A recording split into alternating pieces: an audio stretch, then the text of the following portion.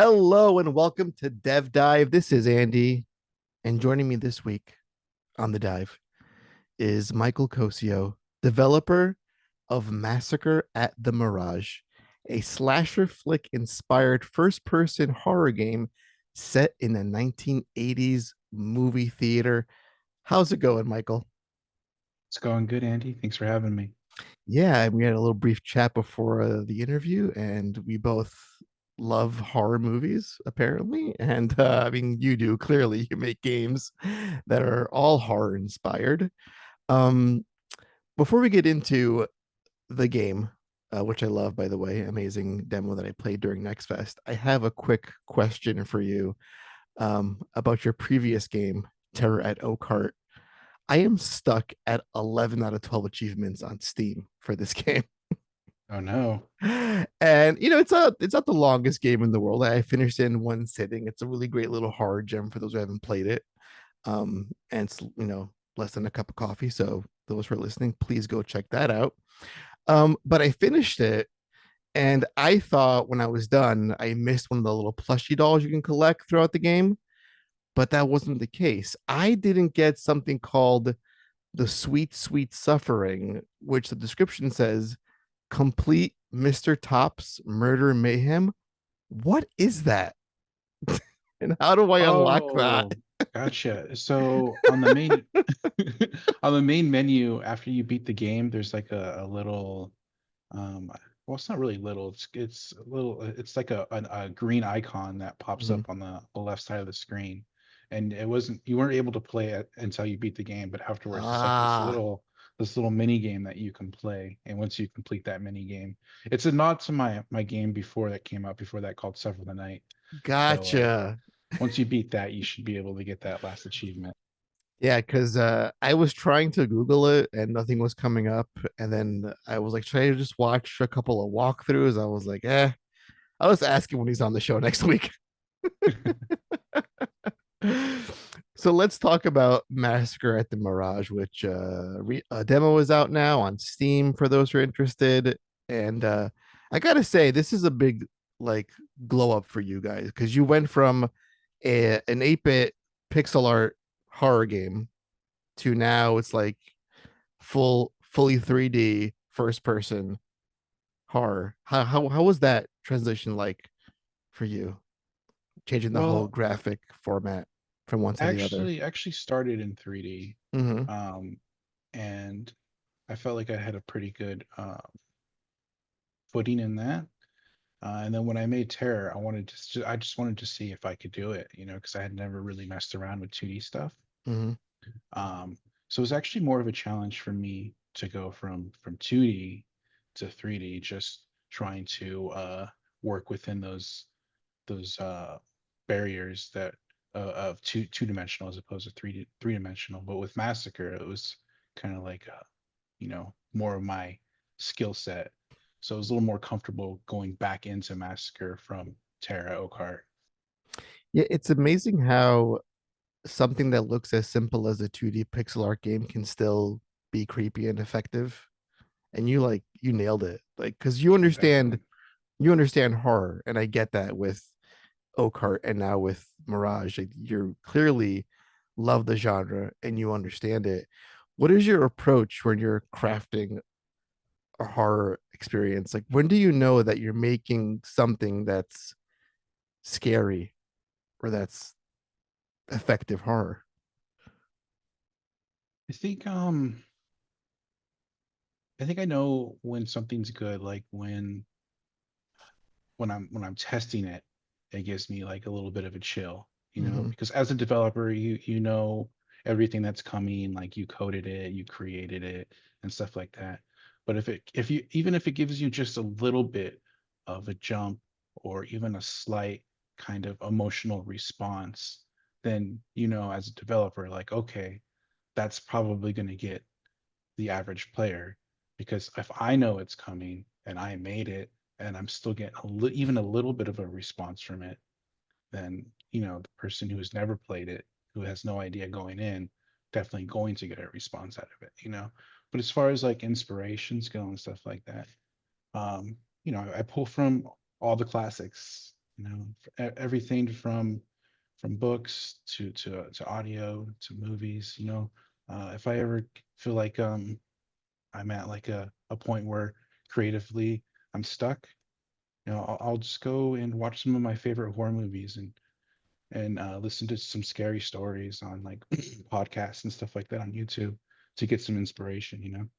What are some of your favorite horror films? I'm always curious, like what a what a creator of horror looks at and thinks, deems like really good horror movies, like as their favorites. I mean, it's there's so many, but I'm a huge fan of like the first three Hellraiser movies. Mm. I think those are amazing. I really love all the Nightmare on Elm Street movies, of course, Friday the 13th, Halloween. Like the first Halloween is just absolutely amazing in my mind.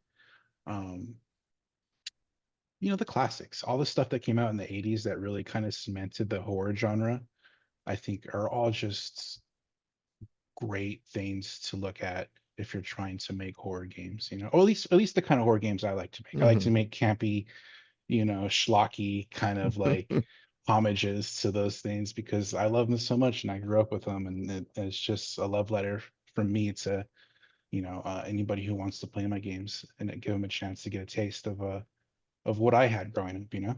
And Hellraiser 3 is super underrated. That is, I love all those films, even the shittier ones that came out like in the later part of that franchise's life cycle. Uh, but the third movie has a very special place in my heart. Yeah, yeah, there's totally. a there's a really great scene when he's like feeding the priest a part of his flesh.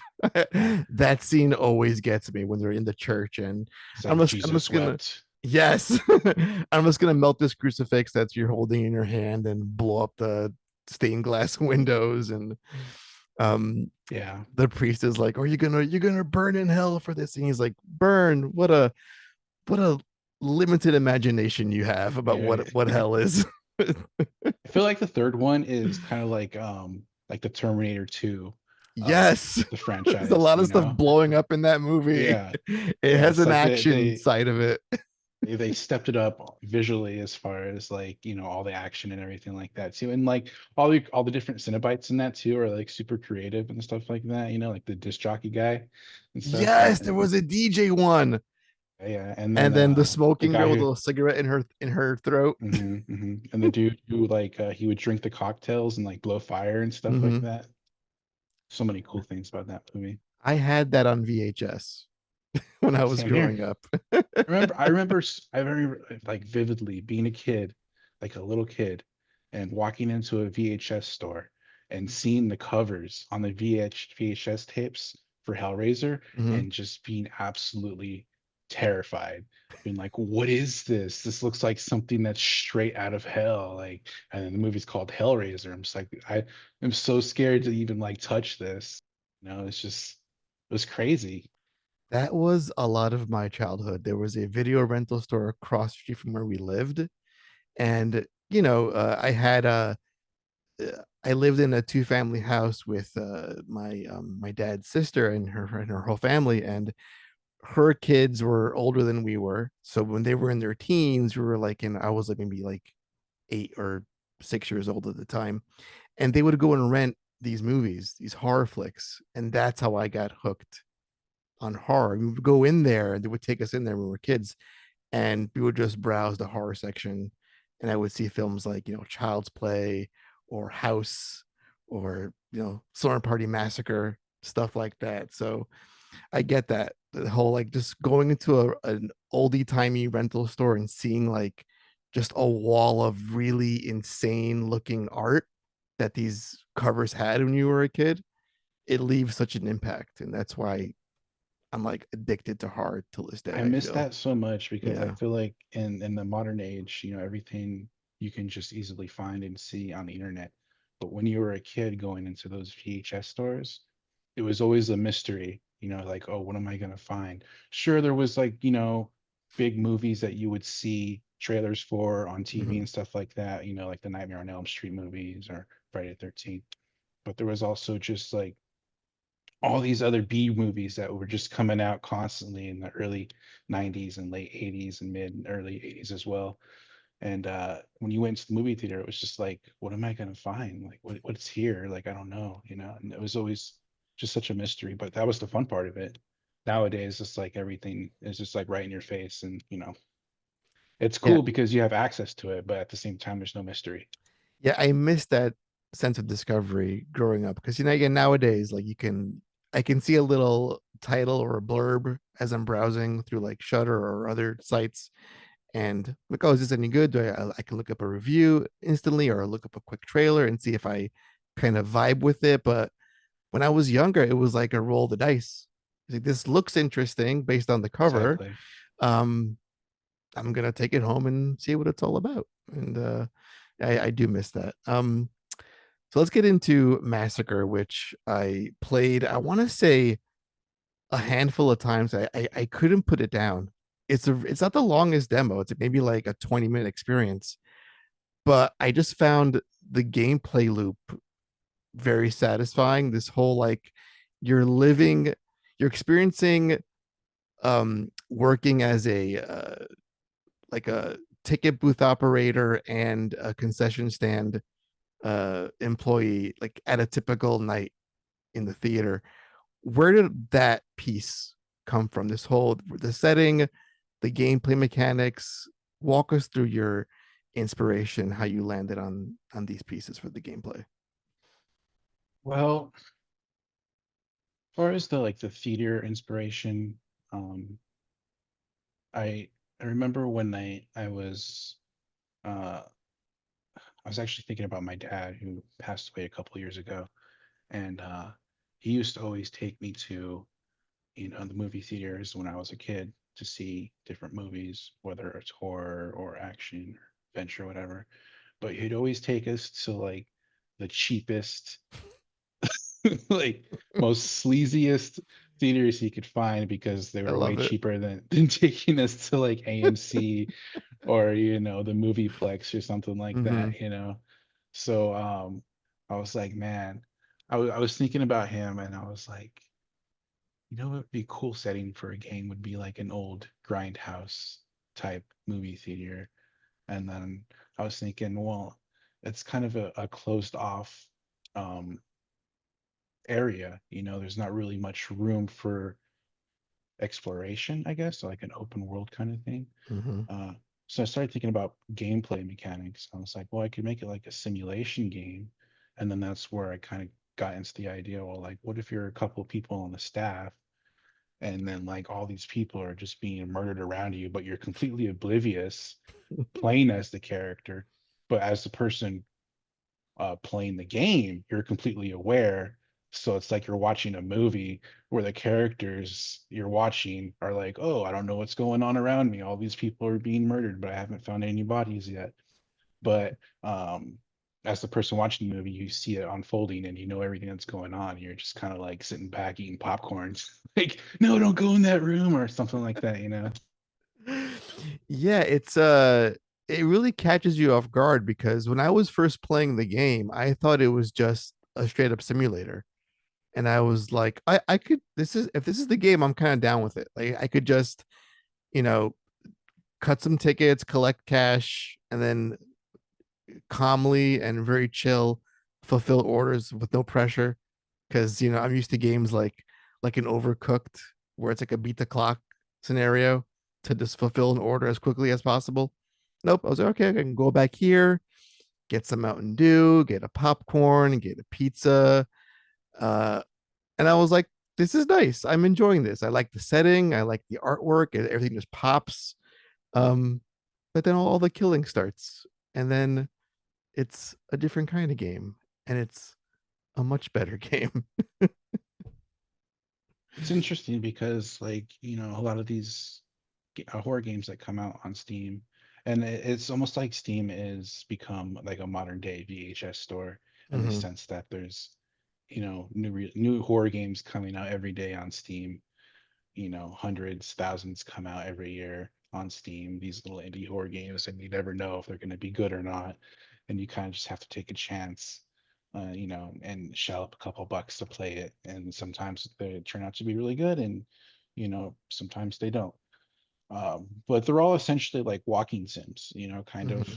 Some of them have little gimmicks here and there, and that's what I was trying to do with Massacre is have some kind of gameplay loop that isn't just like your typical oh, the fuse is out, I need to go find a fuse, or Hmm. a key hunt where I need to go find a bunch of keys to open different doors and stuff like that. Obviously there's going to be elements of that to drive the story forward in the game, but at the same time I wanted to add something that was in my mind a little bit different, with the whole simulation side, so you get a little bit more of an actual gameplay experience as opposed to like moving from point A to point B, collecting item, go to point C kind of thing. Now, will there be like other kinds of gameplay loops, or is it just what we've seen in the demo so far, where you're just, the ticket booth and then the concession stand? Or are there other things we can expect in the full release? Yeah, there's definitely different puzzles and mini games throughout it. Um, and there's also different locations. Um, Oh, wow. yeah, so in the demo, it's just the movie theater, but in the full release, there is two additional locations that you'll get to play at and play as characters who are there. There's the Falcon Fuel Station, which is across the street from the movie theater. And there's also the Toot Radio Station, which is on the opposite side of the theater. So um, I wanted to expand the game a little bit and give it a little bit of free roam capabilities, so that you can do a little bit of exploring. It's not so much on rails. I mean, it does at some point kind of fall on some rails because I'm trying to tell a story and the plot has to unfold and stuff like that. So you kind of have to veer back on some rails, but also wanted to give the player a chance to do a little bit of exploring and stuff like that. So yeah, there's these other locations that you can play at that will have characters and little mini games and stuff like that. And of course, Manny's going to be there too, which is the name of the clown Ah, or the that's his mime. name. Got it. Hmm. I dubbed him Manny the Mime, and he'll be terrorizing everybody at I all the just love locations. I love how like the second I saw this guy, I thought of Terrifier immediately when I saw him. And it's just like Yeah, it invoked like I this is gonna be perhaps a very gory experience. so he's super inspired from art, Hmm. to the point where in the demo, you know, uh, it looks pretty much like him. For the full release, I had a 3D modeler, character artist who specializes in like creatures and stuff like that, actually create a new, more, I think, scary version of Manny. Oh. But I did keep the core face that is in the demo. The only difference is it's a mask that he wears now. So he's got this Oh, mask on that interesting. looks like art pretty much. It's for obviously for copyright reasons I had Of to course. change some of the face, like some of the face paint and stuff like that, to give it a distinction that it's obviously not art, but it's paying homage to art. But yeah, he's got this mask on now and it looks like art, and what is under the mask is um pretty freaking awesome, and I can't wait for people to see it. I mean, I've posted some pictures of it on Twitter, so if anybody wants to get some like little sneak peeks of it, they can see some screenshots that I post almost daily on Twitter to keep people informed and stuff, and give them little snippets and stuff. Yeah, I want to touch on art for a quick second because you would think that making an effective like horror icon in this day and age is pretty difficult because I grew up with Freddy, Chucky, Jason, Michael, and it's hard to really capture that energy. But Art, he became like this phenomenon, and I would never imagine that some of my most favorite horror movie kills would come from a film that came out in very recently, in the last like couple of years.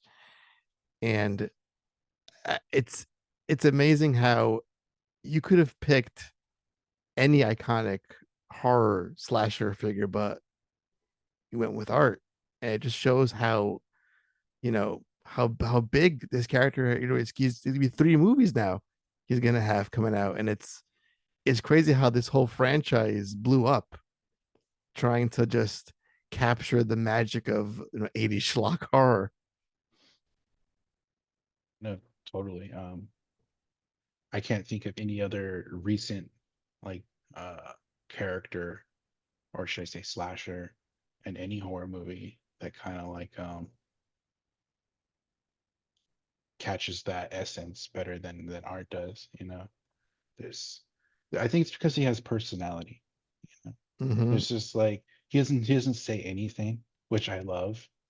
Like his the whole terrifying thing about him is just that like he he doesn't say anything, but his actions are so extreme, you know. And then like the demented way he goes about it, in the sense that he's just like totally enjoying himself in this crazy ass way, as he's just like murdering people in the most gruesome way possible. um and yeah, I mean, the only other like clown-esque kind of creature or slasher uh that I can think of would be Pennywise, you Mm-hmm. know, from It, that really kind of cemented in like, you know, the horror mythos that everybody knows about and loves, you know. Yeah, So it's the face acting I think it really sells it, because you could say nothing. Like, we have a lot of silent horror film killers out there, but they wear a mask most, like exactly, Leatherface yeah. or Jason or whatever. But seeing Art's face and he's just so expressive and not saying anything at all just adds a whole other layer to the lunacy. Yeah, it's super uncanny, you know, Hmm. like to see such an expressive face like that doing such brutal things, you know. I think we're used to seeing, it's almost like Freddy Krueger, you Yeah. know, in the sense that like everybody loves Freddy because he's got personality, you know, and but his face is just like totally just burnt, you know. But like the best thing about it is the fact is that he's like a shit talking killer, you know. Man, when he started cracking jokes, that was such great. That's like peak Yeah, Kruger for me. yeah. The Dream one liners. Dream Warriors is such a, man, that's like, that's the one, you know. Oh man, I went to a horror convention one year and I had a poster from the Dream Master when it came out in theaters when I was younger, and I got the full ass like original thing from the theater, the poster, and I took it with me to Texas for this convention, and I hunted down every single cast member and had them sign it.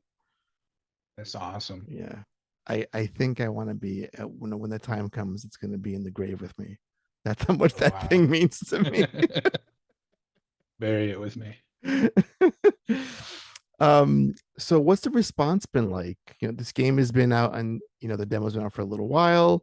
I'm pretty sure this is where you're gathering feedback and how to fine tune the experience. What have you learned putting this demo out on as a part of Next Fest? The response has been really good. I mean, the publisher has been really excited with the response. The wish list numbers have been really good. The demo was has been up for, I think it just hit 5 months now, Mm-hmm. and we're planning a release sometime around October for the Halloween um, season. Um, but the feedback has been, I mean, really good. A lot of it's just been positive, like they can't wait for the full release. Even the people that maybe don't have the most um, like positive things to say about the game, the negative things they say aren't really like, oh, this game's trash, Mm-hmm. or this game sucks. It's more like, oh, I wish it was more scary on some parts. Some of the jump scares are a little telegraphed and stuff like that. So those are the things that I take as constructive criticism going into the full release, that I'm trying to focus on is okay, I got the simulation side down pretty good. I'm pretty happy with that. But how can I up the scare factor and not only make it fun and schlocky, but also scary, you know? I think you can, to some degree, forgive jump scares in a game that is trying to capture a very specific brand of horror. Because again, you growing up watching all these like 80s slasher films, they're all like just have an entire mess of jump scares early on. And, it's part of the experience. Um, I can't forgive it in a lot of modern horror games that don't have like in a 1980s kind of backdrop or motif. Um, but I think it fits with what this game is trying to accomplish and just the tone of it all. It's all just very 80s. From even the voice acting feels like it's, even the script feels like it was written from an old 80s horror film. The soundtrack, that synth kind of like retro wave uh kind of a vibe to it. So yeah, I feel like a jump scare in a game like this is to be expected because it's just capturing an 80s horror film. Yeah, no, totally. I think it shouldn't lean. I mean, there's definitely jump scares in the game, but I'm not trying to lean on it Mm-hmm. as much as I'm trying to lean on the kind of gory aspect of it. I mean, like I want to have some some really gory parts of the game, which there are some there are some gory parts of the game, and that you know you're going to see in the full release. But no, I totally agree. I'm trying to capture a very specific theme, and not necessarily a total like, oh my god, I I'm gripping my white knuckling my mouse and keyboard because I don't know what's going to happen next because I'm so scared. It's more like, oh, I'm playing a horror movie. Yeah, you know. exactly. Yeah. um, but it's effective. Like like I know that this is not taking itself too seriously. And then when we have our first shot of Manny with this truck pulling in, like I was very creeped out by that. Like I was suddenly like a 12-year-old boy watching a late night horror film and thinking, shit, when I close my eyes tonight, this guy's gonna be walking around my bedroom, fucking shit up. Yeah, I'm definitely trying to create more of a vibe than necessarily scary. Just try to like Mm-hmm. outright just like jump scare you. I'm trying to create more of like a creepy atmosphere and maybe like trying to get under your skin as opposed Mm-hmm. to like make you jump out of your seat. Right. How do you go about crafting the kills or sort of thinking them up? Because I'm sure you've seen your share of kills in all the films you've watched over the years. How do you keep it fresh and original and get like a wow factor out of your kills in Massacre? Um, I mean, I obviously pull a lot from films that I've seen, um, but honestly, it just whatever kind of like feels right at that moment. Mm-hmm. Obviously, a lot of the times I try to like maybe think about. It's gonna sound kind of weird, but maybe like the deadly sins. Oh, okay. Um, as far as like, okay, what's this person's flaw? Like, Mm, okay, how can I make a death that is around that flaw? That kind of it's almost like you're trying to teach them a lesson, or teach the viewer a lesson, like, oh, don't have premature sex, or don't overdrink or overeat, or just stuff like along those lines, and then try to come up with creative ways to portray that. what are some of your favorite kills that you've seen throughout your years of consuming horror media?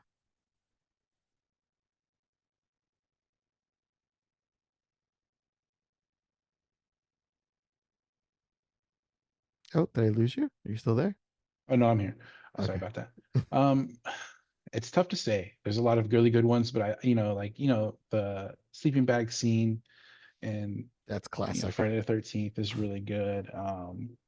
Which one I really And you like did that is, in Oakheart, I think, right? yeah, I did. I had to. I had to.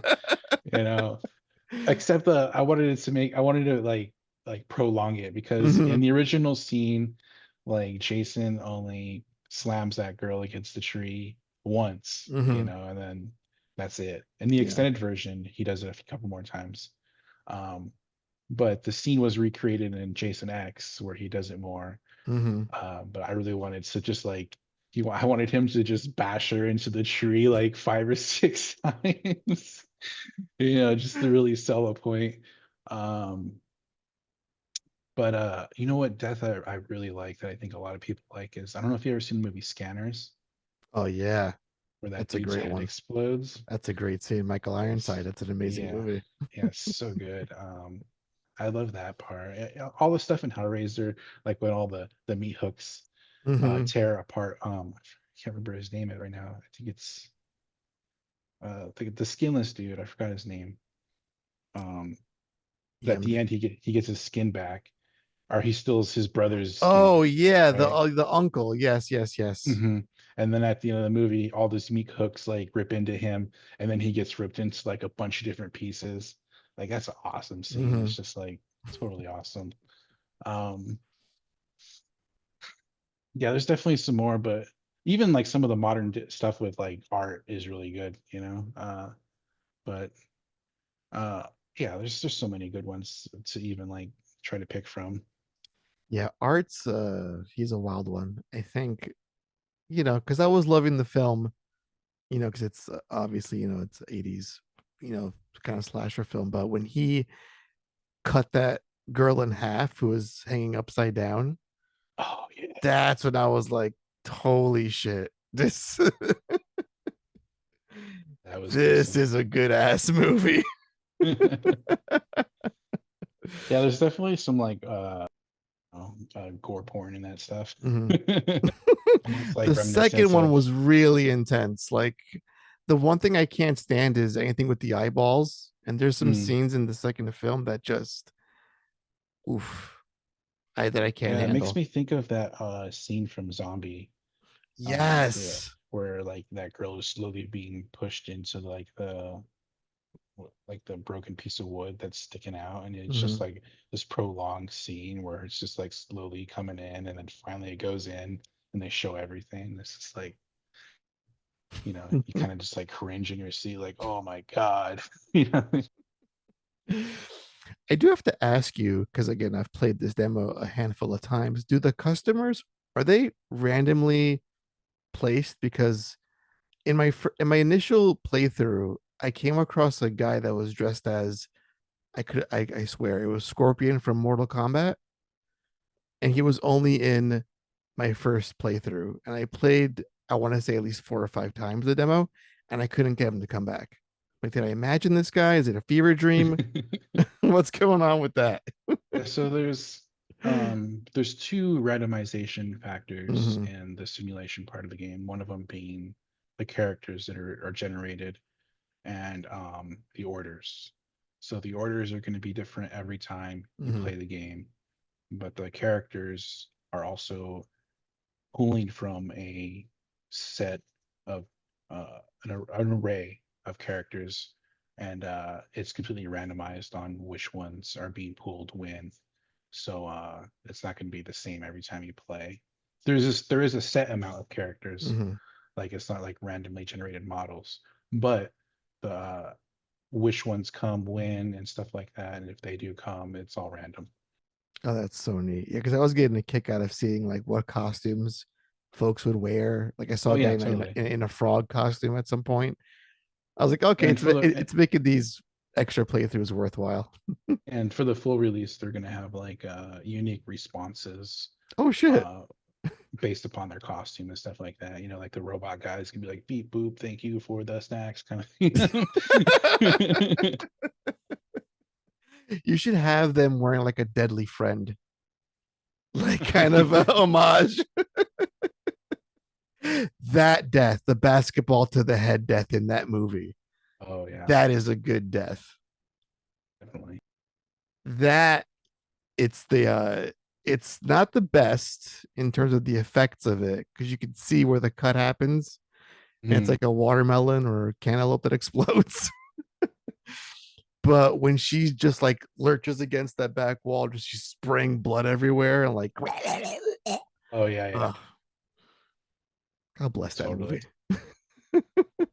That's kind of the charm of a lot of those practical effect deaths, Mm-hmm. you know. It's like, yeah, you can kind of see where they cut to and Mm-hmm. stuff like that, but at the same time, like it just seems much more I don't know if believable is the best word, but just much more Yeah. enjoyable when something's done in camera as opposed to just added in post as an effect, you know. I mean, it's why I love The Thing so much, or Pumpkinhead. These are all practical effects. And Yes, yes. like, there's this insane, like, I could believe that this alien creature exists.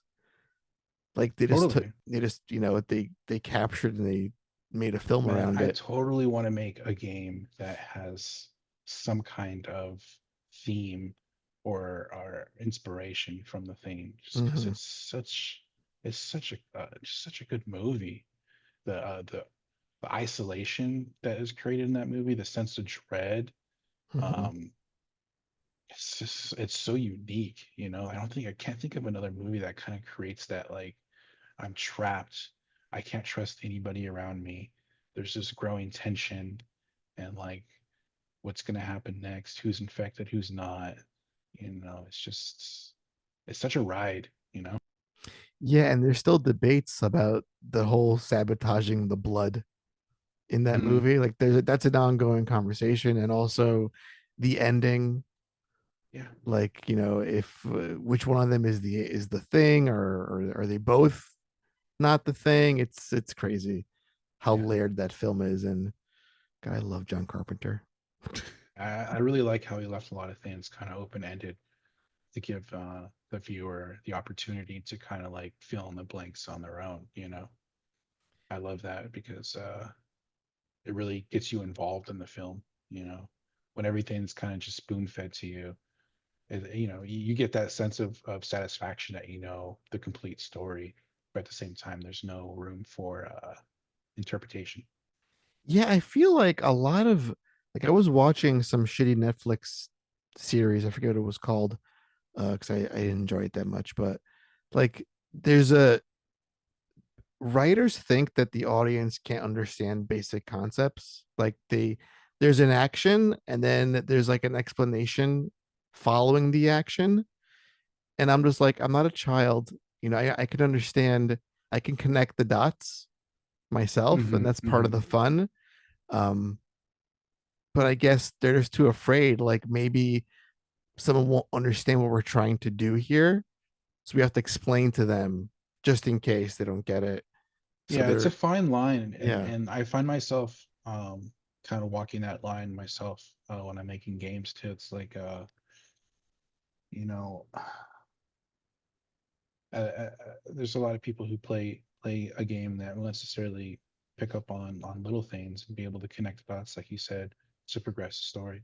But then there's also, you know, people who literally need to be told what to do next, you know, and it's always a difficult line to straddle, like trying to give the player enough direction to know what to do next, but not completely kind of just mind numbingly uh, guide them in the direction they need to go. You know, it's kind of like I want to give them the freedom to figure it out, but also I don't want them to feel like, oh my God, I don't know what to do next.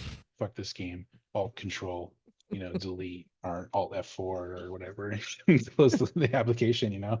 Well, I almost had that feeling when I was playing the very end of Oakheart, when there's like, you have to fight for those alien thing monsters, and then there's the puzzle room after that with the symbols. Oh yeah, yeah. You have to go into different rooms to like find out which direction to point at which symbol. And those little red fuckers would get me because they're fast. Oh yeah, yeah, yeah, yeah. And I was like, okay, I'm dead. I gotta beat those four aliens again. Yeah, I feel like maybe that made that last part, that last level of the game maybe a little too I hard, was like, come on, give me a checkpoint here at some right? point. Um, but it's like I said, it's a difficult line to straddle because if you Mhm. make it too easy, then people complain that it's too easy. And if you make Correct. it too hard, then people complain it's too hard. And it's like, man, how do I do this? I don't know if you remember if you ever seen that South Park episode where Cartman's like, how do I reach these keys? Yes. These That's kids. where he's like the substitute teacher, you know. He's like That's an what I feel like. who was he like playing in that? He was referring to a very specific film. I forget what it was. Was it like I an think it's called Substitute Teacher, or it's yes, like yes. it's a movie that's based upon like a substitute teacher trying to like get all these kids that are in like the inner city Yeah. like in line and stuff like that. You know, he's like, how do I reach these kids? Yeah, but I know the more important thing is I didn't exit and I kept playing. I was like, I just got to get better and use the dodge mechanic and not have to kill everything in my sight. Just kind of get the thing, move on, and and try to get it done. The one thing I will say was that like when I would line up enemies and I would use the flamethrower, like they should both burn. Why is Yeah, only one catching on fire? They're right next. yeah, They're on top of each other. that makes sense. um. So Massacre has a lot of fun characters. It's funny how you spend very little time with these people, like Nika and Ben and Phil, who are all staff and or owner of the Mirage. Are they based on anyone in your life, or you just these are just characters you just kind of came up with? What's how does that piece work for you when you're creating your cast of human characters? You know, I would like to give the voice actors the credit on um creating the the personality of the Mm-hmm. characters, you know, because I mean, I write the dialogue and everything like that, and I give them, you know, a basic direction of how I think the character is, whether it be like, oh, this person is, you know, obnoxious, or, Mm-hmm. you know, in Phil's case, he's overweight Oh my god. and you know, he can't breathe because he's overweight and stuff like that. But it's the voice actors I think that really kind of like capture the personality and do a great job at like portraying that sleazy kind of 80s vibe that the characters uh, are kind of just like these prototypes of various people that you meet in your life that are just like terrible people. Some of them, not all of them, but like you know they all have these flaws that kind of like you know make it more realistic. I think like Yeah, your prototypical like oh I am a good guy and oh I'm right. a girl in distress. You know? Yeah, Phil's voice acting that cracked me up. He just sounds like he's having a hard go of it. Like even getting out the words is a struggle for him, and I feel for that guy. He sounds like to bring it back to South Park, like Cartman at his most fattest. Like it sounds like when he was in that what was it when they were playing World of Warcraft and he was Oh like yeah, super fat. yeah. Does he That say he's like mom yeah toilet or something? yeah bathroom. Yeah. Yeah, totally. I love it. Yeah, this voice actor, his name is Rax. He's actually doing a lot of like the various characters throughout the game. Um, he did Phil, and he also did Eric, Mm. the maintenance worker down in the basement, which everybody really likes because he's a Hmm. stoner. Yeah, I that guy's know great. I know in Queso's playthrough that he did of the demo, like Hmm. even up to this point, like I still get people on YouTube commenting on his video where they tag me and they're like, please don't let Eric die. You know, make sure he doesn't die in the full release because you know he's Protect like Eric. because he's just like this total hippie stoner dude, you know.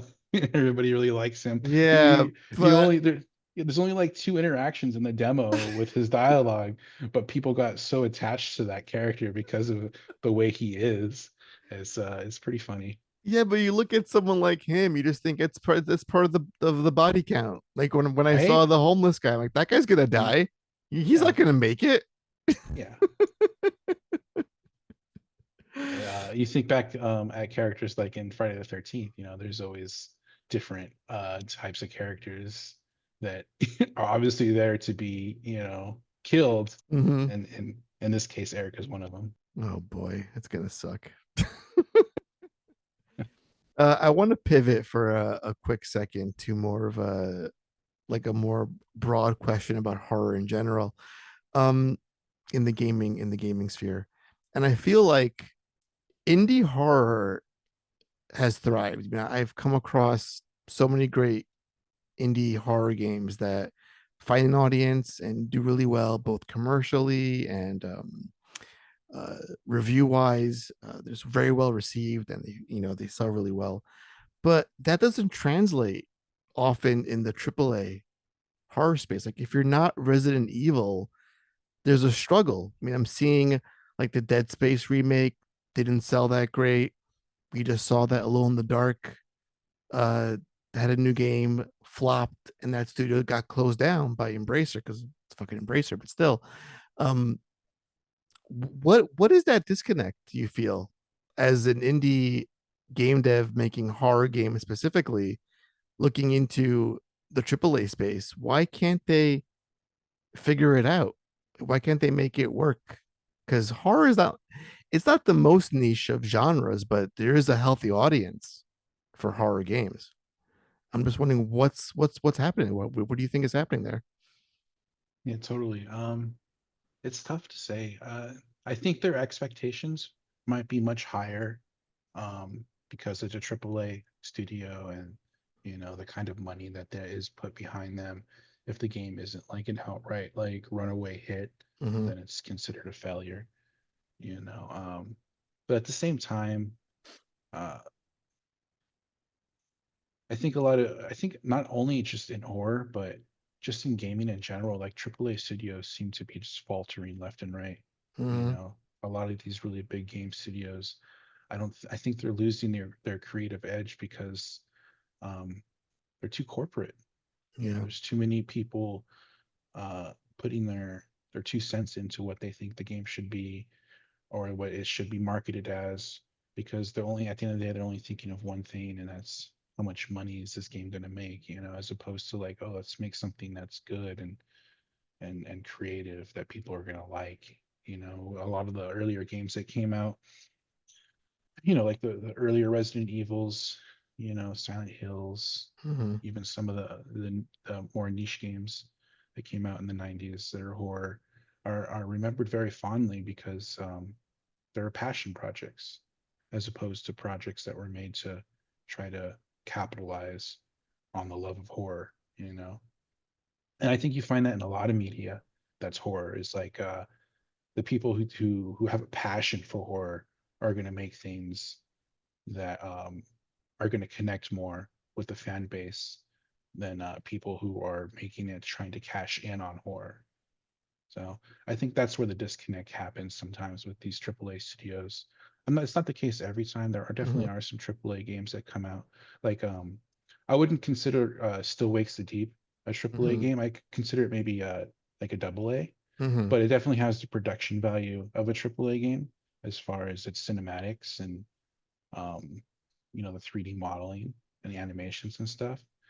And everybody has been loving that game, and it It's on my really, list. Mm-hmm. yeah, and you can tell that the people who made that game are really passionate about horror, uh, and you don't necessarily get that in AAA studios. To come back to my point, all the time, because everything is at the end of the day, and at the end of the day, driven by money.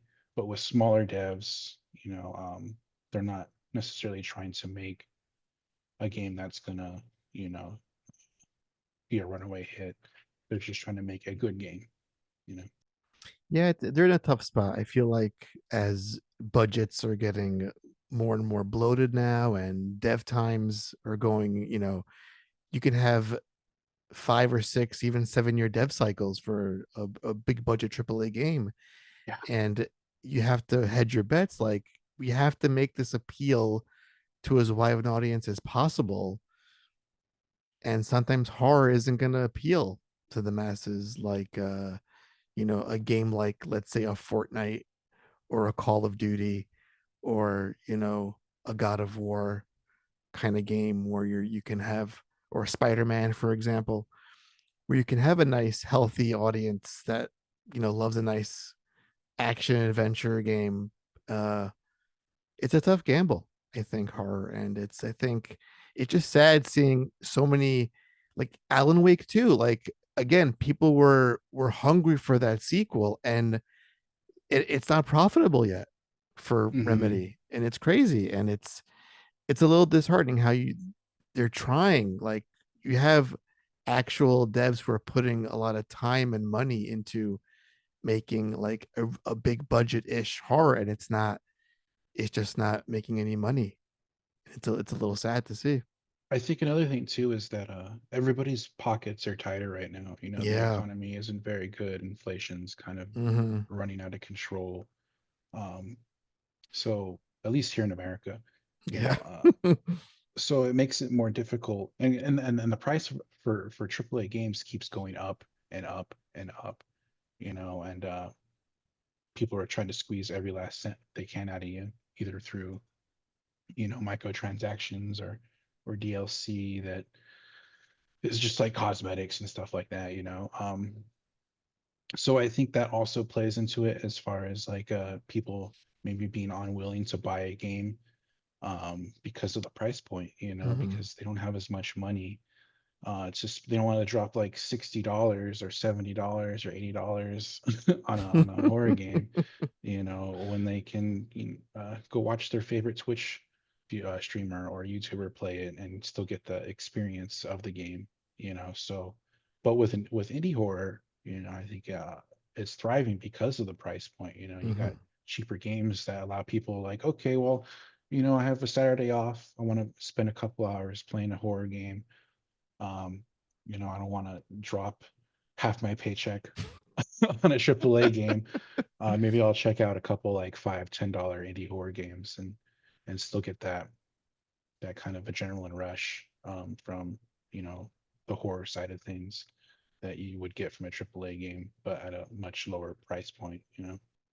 Yeah, it's amazing. Like, I often find myself falling into a YouTube hole of these bite-sized short horror films that they have out there, and there's so many of them.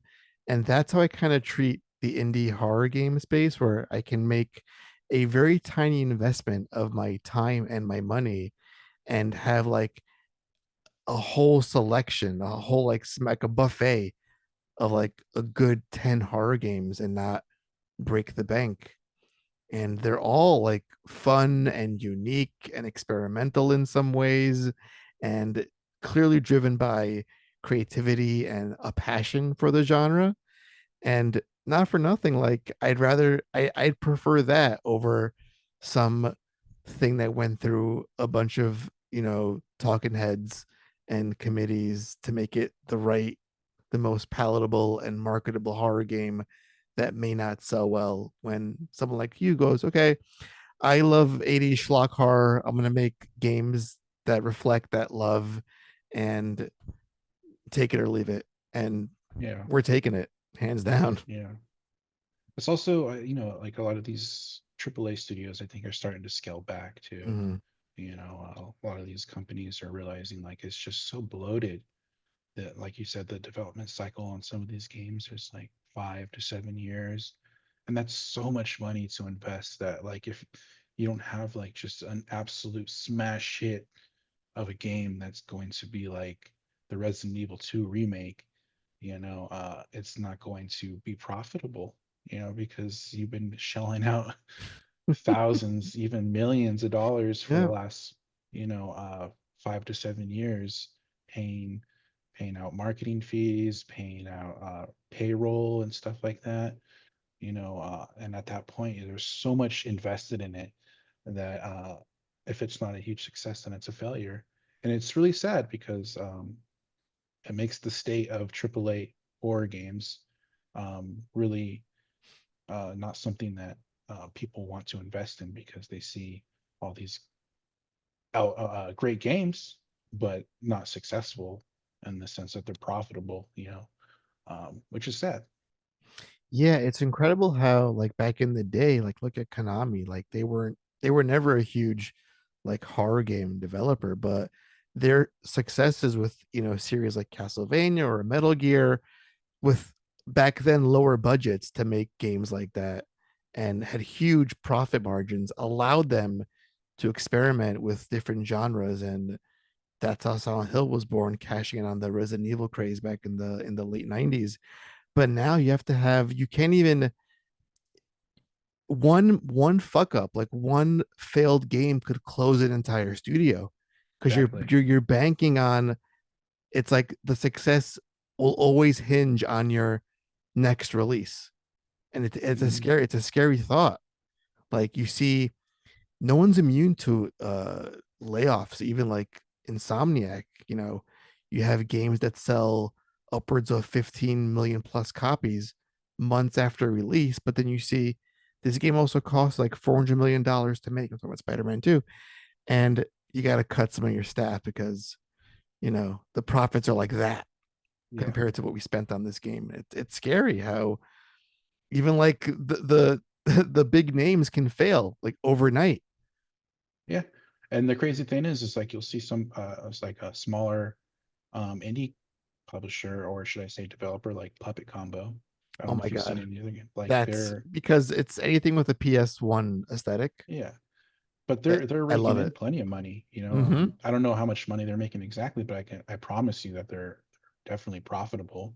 I mean, Um, between the Patreon and what they yeah, make on the sales end, it's yeah, I can tell you the cost of making something like that, like their games is, uh, you know, scraps mm-hmm, compared to what goes into making something like Alan Wake, mm-hmm. um, or a Resident Evil game, but their profit margin, I promise you, is uh, comparatively to their price point of how much it costs to make the game is probably on par, to what something like a Resident, not necessarily the amount of money, but the margin though, that they're making is probably comparable to something like a AAA game, like cost wise and profit wise, so Yeah, and why spend 5 and 7 years developing something that isn't going to make you any money, when you can spend, like 6 to 8 months making a smaller game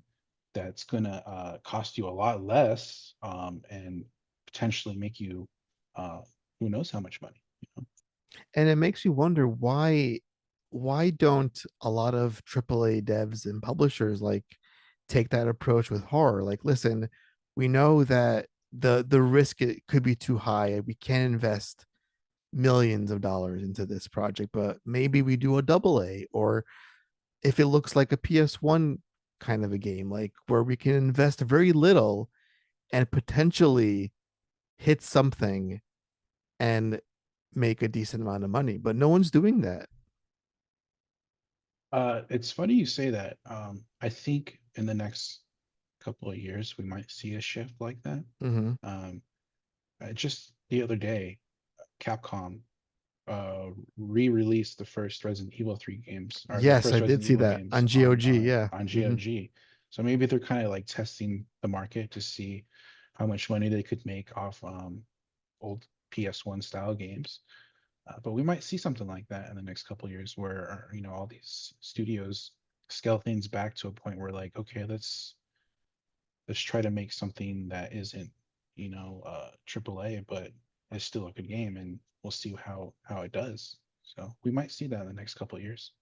Man, that'd be so trippy if we got like an old school, like pre-rendered background, tank control, I mean, polygon, I lo-fi mean, crunchy Resident Evil game. I would lose my shit if that ever right? happened. The people are chomping at the bits or something like that, and Yeah. there's indie devs actively trying to recreate that. Like Mm-hmm. Pro Country Yep. just came out, and that is absolutely like what they're going for. And that game, it did really well. It's still doing Mhm. really well, and people love it. So there's definitely a market there. There's so It's many. Like I just was playing this demo for a game called Heartworm the other day. mm, It's like old school PS1 with like Fatal Frame kind of mixed into it, and there's just again like Signalis came out not too long ago. That was like an old school like PSX kind of like graphics to it. Holston, another Yeah, Holston's like cool. a 32-bit horror game. Um, which you would think they don't cost a lot of money to make. I mean, compared to most horror games that come out on the AAA side. But I think I would love to see that. Where Yeah. they say, you know what, let's go back a little bit. Let's embrace our roots. Because the PS1 era of horror was like where it really like to me where it was born. Because Mhm. those games existed prior to that era of games, but that was when there was like an explosion of so many iconic franchises on the PS1 Do era. you remember the first time you played Resident Evil, the original Resident Evil on PlayStation, and you walked into the dog hall Mm-hmm. and the dog jumped out the window? The very first time, just like how much that scared the shit out of you. Because Yeah. I remember like I wasn't even playing the game. I was watching my brother play it because Mm-hmm. I was so young. I was too I was too scared to play it on my own. So I would always watch my brother play it. When I got older, I played it by myself. But when it first came out, I was probably like 6 or 7. You know, and I would watch him play it, and we both jumped, and he immediately just shut off the game. He hit that big plastic That power big. button on the original PlayStation and just shut it off. And Nope. exactly. I'm wondering, since you're a fan of scanners, did you ever play Galarians when you were younger? I think so. No. Oh my god, that is Resident Evil meets scanners. You play Oh, as this character who has psychic powers, and you could like set dudes on fire and like pop guys' heads if you get sounds to. dope. It's oof. That is, I would check that out when you get a chance. All right, I think we should head into the last because I could talk about horror games and horror Yeah, for yeah, a million years. totally. Clearly, it's already been almost like over an hour at this point. I can go on for another three.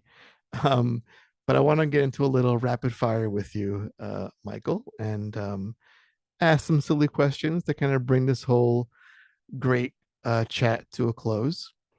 And I think the first thing I want to ask you is if you're in a horror film, are you the final girl, or are you the guy that gets killed while taking a shit in the porta potty because of those damn enchiladas? I'm definitely enchiladas all the way. I love enchiladas. Now I'm gonna give you a bonus point time if you know what I'm referencing with the enchiladas. Oh yeah, totally. I forgot which one it is, but it's Friday the 13th. I love you. So, you're like instant soulmate. It's the black guy with the he has the Michael Jackson What was his or name? Reggie. Reggie. I Yeah, think that's what yeah. his name was. Yeah, he has the like the Michael Jackson kind of like Mhm. 1980s. I don't even know what you call that, but like leather suit or something. um, if you had a chance to work on a horror, like a big name horror franchise, like Mike, we want you to work on the next so and so. What are you picking? What's your go-to? I mean, I feel like every horror dev would probably say like Resident Evil, Mm-hmm. you know, and that'd probably be Resident Evil for me. But also, I probably maybe like a new Dead Space game because Mm. I really enjoy the Dead Space series, especially the first one. It's so good. Um, but yeah, if I had to pick, uh, it would be like a Resident Evil Capcom demake Mm. PS1 style game. That would be dope. What would you bring to the table? Let's say you were like working on a new Dead Space. What would your unique flair be to make this new iteration or sequel feel different? Like what's the Michael touch we're bringing to this new Dead Space game? I mean, I would just focus on trying to make it scary, Mm-hmm. you know. I feel like they maybe in the second and third game they kind of lost some of that, because they tried to make it more action. I would just try to bring it back to that that first game's feeling of isolation and fear and like just sense of like what the hell happened here. You know, there's just like corpses and body parts and Mm-hmm. necromorphs everywhere, and it's just like, I would, yeah, I would totally try to just bring it back to just being simple but scary. Yeah, I would just have like a PowerPoint with like the cover of the third game and be like, I am not whatever this did, I'm not doing any of that. That's the whole Exactly. that's the whole pitch. What is the dumbest way you've ever hurt yourself? Ooh, probably, man.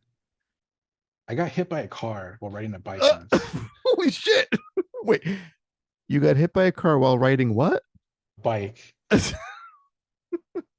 which was pretty dumb because it was my fault, like instead of waiting for the traffic light, to change so that I could cross the street, I just kind of just started going willy-nilly. Oh And my then god. a car had to slam on his brakes and it knocked me right off my bike. And then my arm got all tore up on the pavement. And yeah, I felt like an idiot afterwards, but that was Holy pretty dumb of me. shit, dude. It could have been much worse for Yeah. sure. Uh, but yeah, I completely take the blame for that. Mm-hmm.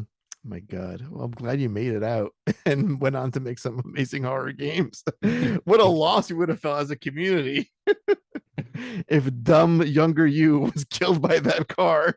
Right. Um, let's see. I noticed in the credits of Oakheart, there's another Cosio. Is that your brother? There's another. Am I wrong when saying that?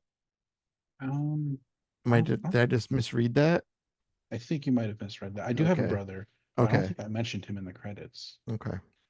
It might have been my dad. I know I mentioned something about him in Suffer the Night, because when that game um, was coming out, which was like my first published game, Mm-hmm. the first time I was actually even trying to sell one of my games, because I have all these other games that came out prior that are smaller, kind of free titles that I was doing to just create an audience and get my feet wet with game dev. But Stuff for the Night was like the first time I had gotten published and stuff like that. And it was right around the time when my dad passed away. So in the credits, I do mention and dedicate that game to him Mm-hmm. because he was always pushing for me, So uh, dealing with all that while I was trying to release my first game was definitely a challenge. But I didn't really mention anything about anybody other in Terra Oak, I don't think. Yeah, I'm tricked. I'm pretty. I might be just crazy, but I'm pretty sure I saw in the sprite or the artwork for that game there was like another Cosio that wasn't you as a first name. I don't know. I'd have to go back and check. Well, in any case, uh, you mentioned you have a brother, so we'll go with that. So let's say your brother. What a roundabout way to get to this question. I'm such a moron. um, your brother gets a phone call in the dead of night from the local police station saying, "Hey, Michael's been arrested. You got to come bail him out." What have you done? Why are you under arrest?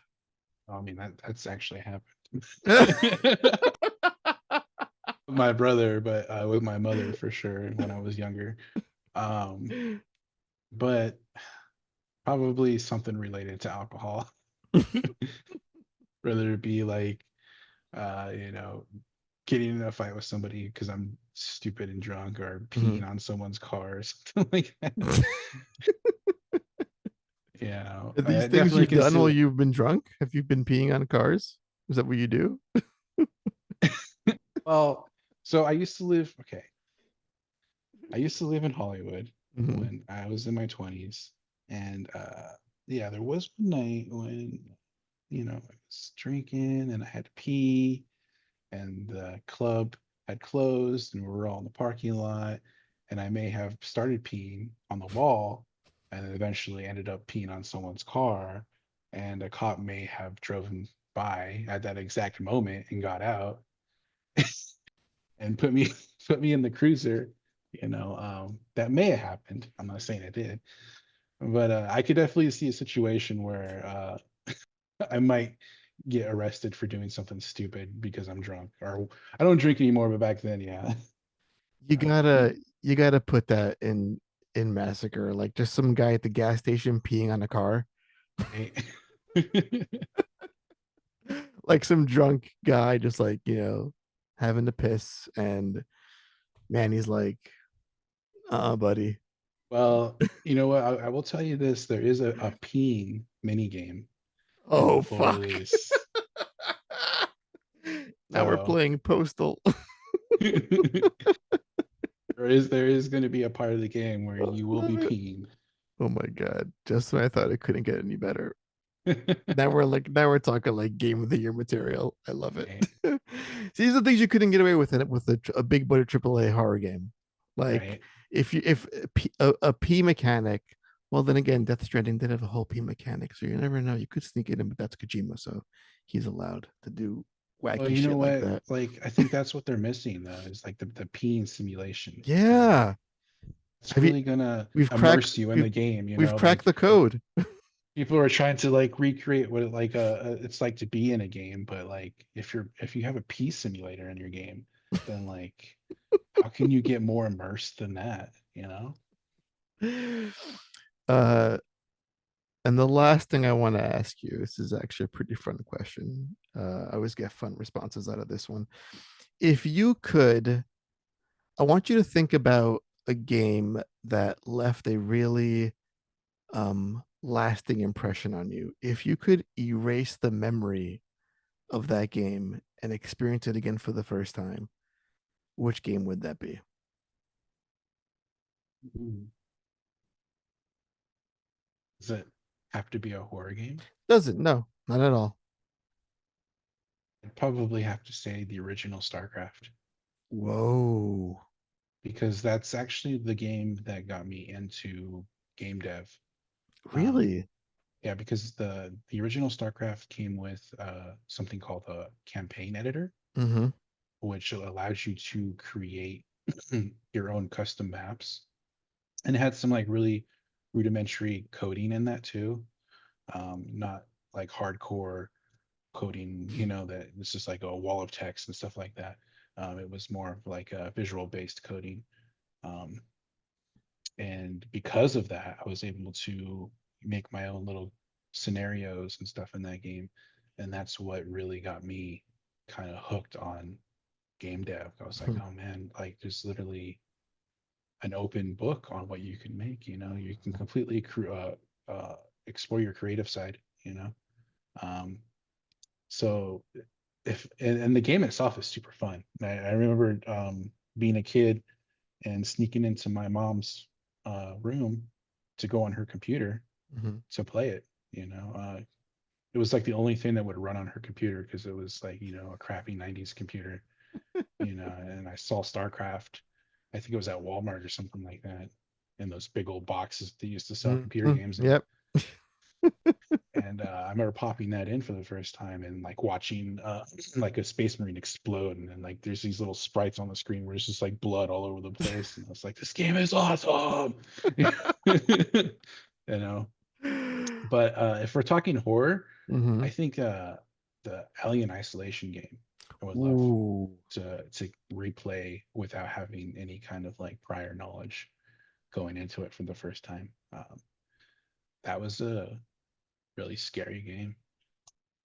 Love Yeah, that game. yeah, that was oof, that brought back some memories. I feel that game should be looked at, I think, when because I see there's so many publishers and devs, they're keen on this whole let's take a horror property and turn it into a 5v1 asymmetric horror experience. Yeah. Like, I loved Chainsaw Massacre is a pretty fun game. Evil Dead. We just got Killer Clowns of all things, which is another great horror film. Friday the 13th, when that came out, 1,000 years ago. Uh, Predator. Um, but there's so much more room in horror than just that gameplay format. And I think Isolation really showed that this is what you should do with your horror IP. Just it's like Mhm. a 1v1. It's a you and the killer, and you're just trying to outsmart them with Yeah, very limited resources in a very claustrophobic setting, and the enemy can't die. right. Like, how has that I not been totally like agree.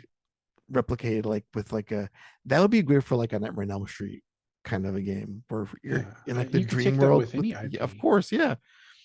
But it's just and give it a small modest budget. Like those games don't cost a lot of money to make either.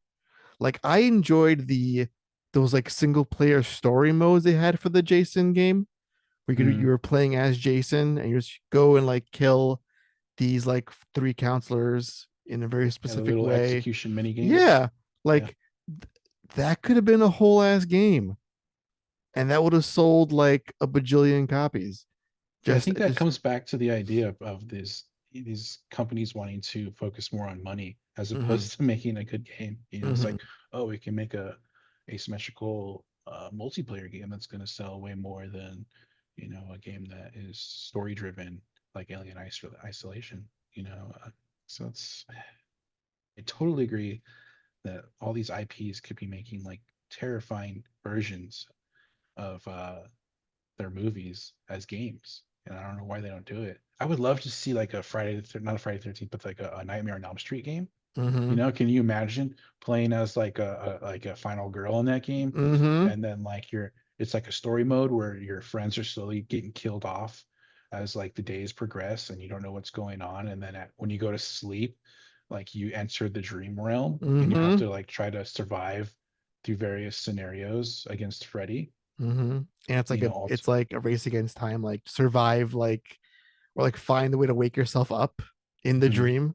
Yeah, that's I mean that's an awesome idea for a gameplay loop, Mm-hmm, and then like as the days progress, you get tidbits of story, um, with different friends of yours that are getting killed and stuff like that. Maybe even you get to play as some of these people who get killed. That'd be cool too. You could do some really cool kill scenes, and then but then there's always that. That's kind of like what I'm doing in Massacre in the sense mm-hmm. that like there's main characters, but you'll be playing as other characters that are just meant to be killed, you know. But yeah, there's so many cool ideas to explore for single player games with these IPs, and I don't know why they don't do it. Maybe one day, Michael, you'll Maybe be the one day. one. You'll be the one. Maybe. To be like, listen, Wes Craven estate, like I got this killer idea Right. for a Nightmare on Elm Street game. Just give me a little bit of money, or even do a Kickstarter. You could kickstart that shit. That would be funded, I think, instantly with I a mean, really solid like vertical slice to show it off. That would get funded. I would say immediately.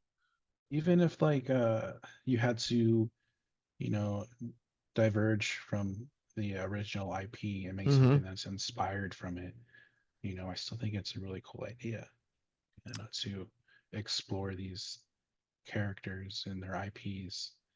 Um, Even if you can't necessarily do a direct reference, but maybe Mm-hmm. a nod could be really cool. You know, Once Massacre comes out and you're raking in the dough, and don't hopefully, don't hopefully. buy instead of buying two yachts, buy the one yacht and then fund this Freddy inspired game. That's what you're gonna do. I'd be happy just to make enough money to fund the next project. That's my goal. I love it. I love it. Well, that is gonna bring us to the end, listeners. Michael, this has been a real treat, dude. I mean, I feel like you're a kindred spirit. I feel like Totally. horror is just it's my life, it's my language, and I can talk about it for hours. And I love your passion for the genre, and I wish you all the best with Massacre. I mean, you get horror, you get why it's such a great genre. Where can our listeners find more about you and Tainted Pact and all that fun stuff? I would say probably the best place to keep up with me directly would be on Twitter or X, whatever you want to call it. Um, but I'm also active on like my Steam pages and stuff like that. You can reach out to me directly via email, at taintedpack88 at gmail.com. But I think yeah, Twitter's probably the best place to get a hold of me directly. But I will say it's been a pleasure as well, Andy. I really enjoy just chatting about horror. You know, Thanks, man. like you said, I also am hugely passionate about horror in all formats of media, whether it be games, movies, uh, books, audio, you name it. I love horror, and I get that sense that you love horror too. And it's been a pleasure. Thanks, man. Thank you so much. It really means a lot to me. Well, that's it for this week, listeners. Please go and check out Michael's games. Wishlist Massacre at the Mirage, which is out uh hopefully soon. Well, what's the target release window? Yeah, we're shooting for some time. I don't have an exact release date yet Mm-hmm. because we're still trying to figure out when the best date would be. And we're kind of keeping it under wraps for various announcements for different events. All right. But we're shooting for October. All right. So go wishlist that, help the old algorithm out, get that game, get the eyeballs on that game. And until next time, thank you so much. Thank you, Michael. Thank you, listeners. And as always, please be excellent to each other and play scary games. Damn it. They're fun.